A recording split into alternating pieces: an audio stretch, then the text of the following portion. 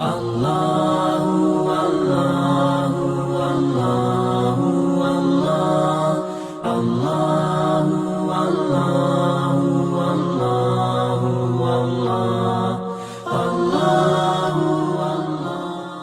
دین میں کوئی عمل بھی رواج نہیں ہے، دین میں کوئی عمل بھی تہوار نہیں ہے۔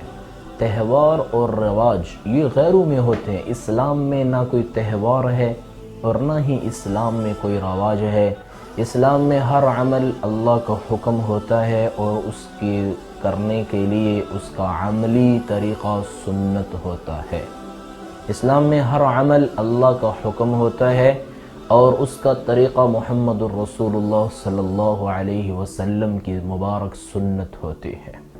نکاح یہ وہ سنت ہے کہ اللہ کے نبی نے فرمایا اربع من سنن المرسلین، 4 عمل ایسے ہیں جو ہر نبی کی زندگی میں تھے، عد منہ النکاح، ان میں سے ایک نکاح ہے۔ اور اللہ کے نبی نے بہت کم چیزوں کے بارے میں نسبت اپنی طرف کی، ایک نکاح کے بارے میں فرمایا النکاح سنتی، یہ نکاح میری سنت ہے۔ حالانکہ سنتیں تو اور بھی بہت زیادہ ہیں، لیکن اس کو شرف بخشنے کے لیے فرمایا نکاح میری سنت ہے۔ جو سنت پر چلے مرد ہو یا عورت، وہ نکاح سے پیچھے نہیں ہٹ سکتا، وہ نکاح کو چھوڑ کر سنت پر کوئی نہیں چل سکتا۔ فرمایا عد منہ النکاح، ان میں سے ایک نکاح ہے۔ نکاح ایک عبادت ہے۔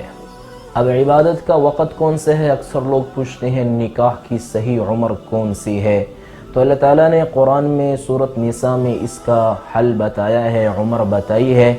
فرمایا یتیموں کو ان کا مال اس وقت ان کے حوالے کرو جب نکاح کی عمر میں پہنچ جائے، پھر دیکھو ان میں اگر دانش مندی آ گئی ہے، عقل شعور ان کا مضبوط ہو گیا، پھر ان کا مال ان کے حوالے کر دو۔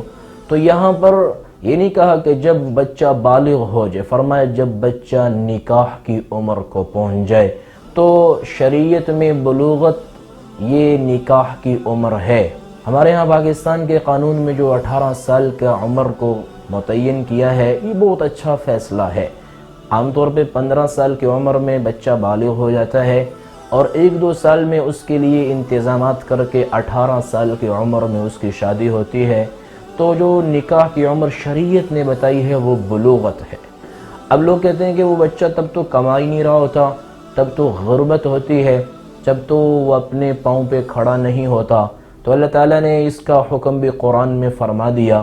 عمر رضی اللہ عنہ اکثر فرمایا کرتے تھے کہ نکاح کرواؤ، اس کے ذریعے اللہ تمہیں وسعت دے گا، نکاح کرواؤ، اس کے ذریعے اللہ تمہیں غنی کر دے گا۔ اور فرمایا کرتے تھے یہ بات میں اپنی طرف سے نہیں کر سکتا کہ میں تمہیں اپنی طرف سے کہوں کہ اللہ تمہیں غنی کر دے گا۔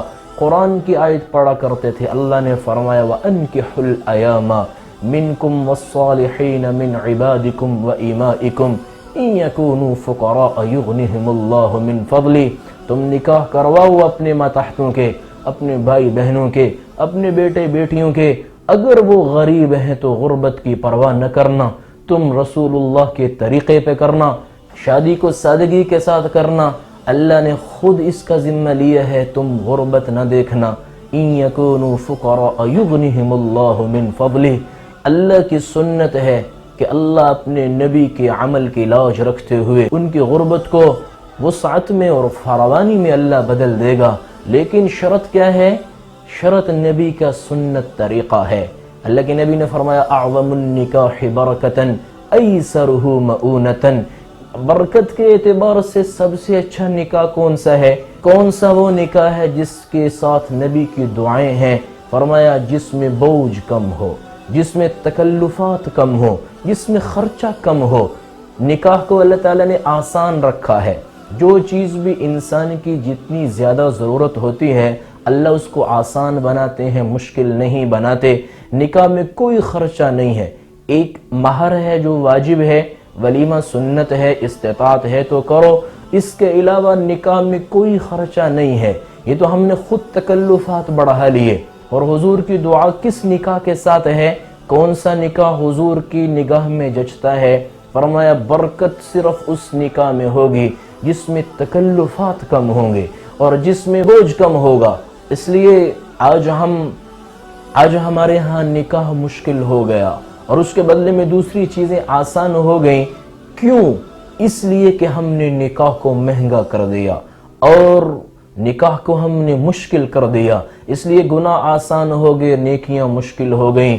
حدیث میں کیا آ رہا ہے کہ سب سے اچھا اور برکت والا نکاح کون سا ہے؟ اللہ تعالیٰ نے اس کو آسان بنایا ہے اور نبی نے اس نکاح کے ساتھ برکت کی دعا دی ہے جس میں تکلفات کم ہوں گے.